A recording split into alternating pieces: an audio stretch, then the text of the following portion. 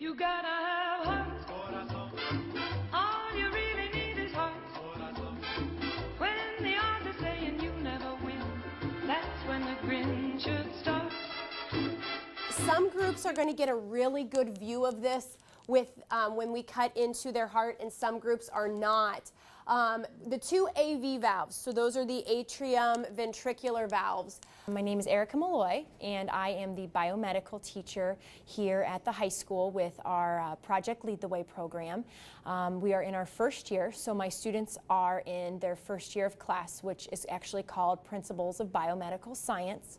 And this year is based around the unfortunate demise of a woman named Anna Garcia. Anna is just a made-up woman. She's 36 years old.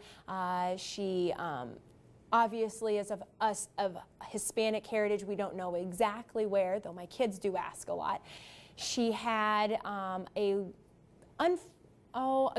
unfortunate list of genetic issues.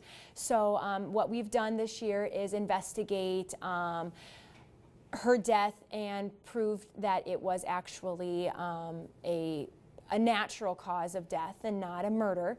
And then we've looked into her diseases of diabetes, sickle cell anemia.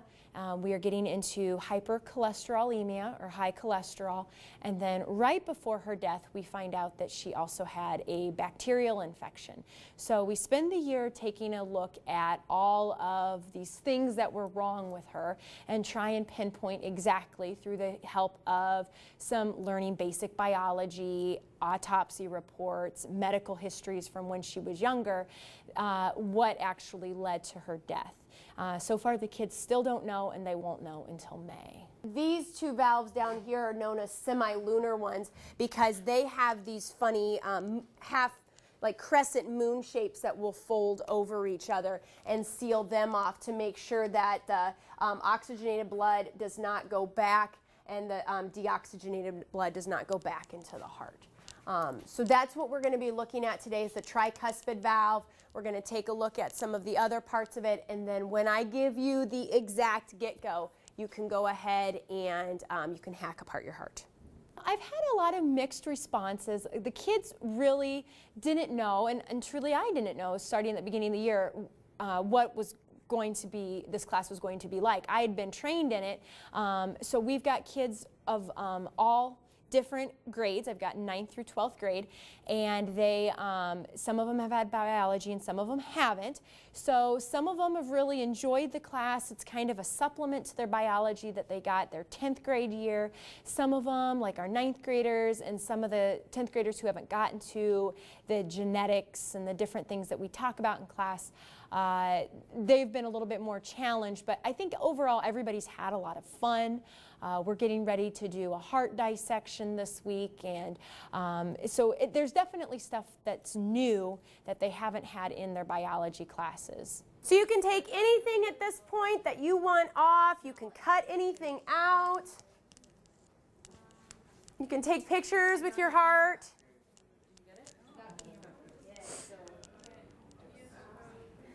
It's beautiful, beautiful. A lot of this class is actually hands-on, so we do have activities that have been given to us by Project Lead the Way that we work our way through. There's a lot of lab simulations that we run. There's a lot of lab reports that they have to write up, and they actually have to do a lot of the research. It's not just, you know, given to them in note form like a typical class would be. They have to go online, or, you know, they have to go to these certain places to attain the information. So in that respect, it has taken some kids a lot longer to get onto the, oh, I have to really do something about this. But now that we're a half a year in, they've gotten the hang of it, and they're really starting to enjoy going out and looking for this information themselves. Yeah, we're going to cut in half first.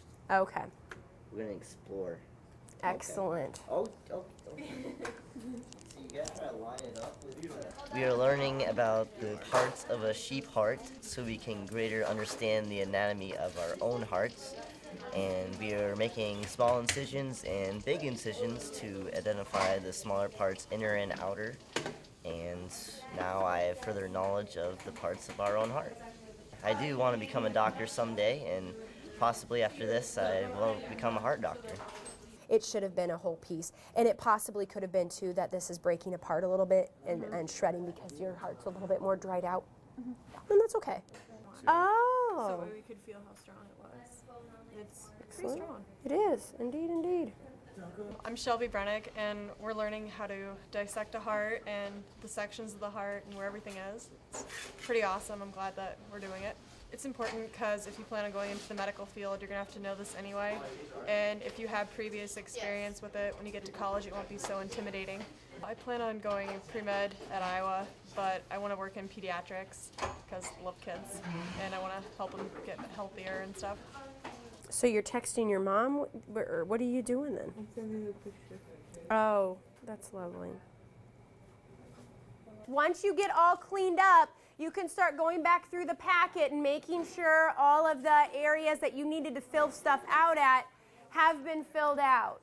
Project Lead the Way is actually designed as a introduction classes for the real world. So our kids look at biomedical careers throughout this course, and then the courses that will come after. We take a look at jobs where what we're doing in class, this is like what you would do in the real world.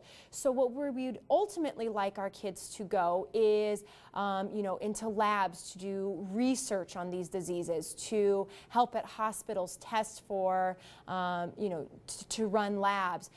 We understand that not every child is a doctor, but that there's a lot of careers out there in the biomedical field that could earn you still a lot of money, and that you could enjoy and be challenged at. And so the kids have enjoyed getting to know some of those careers as well. Oh,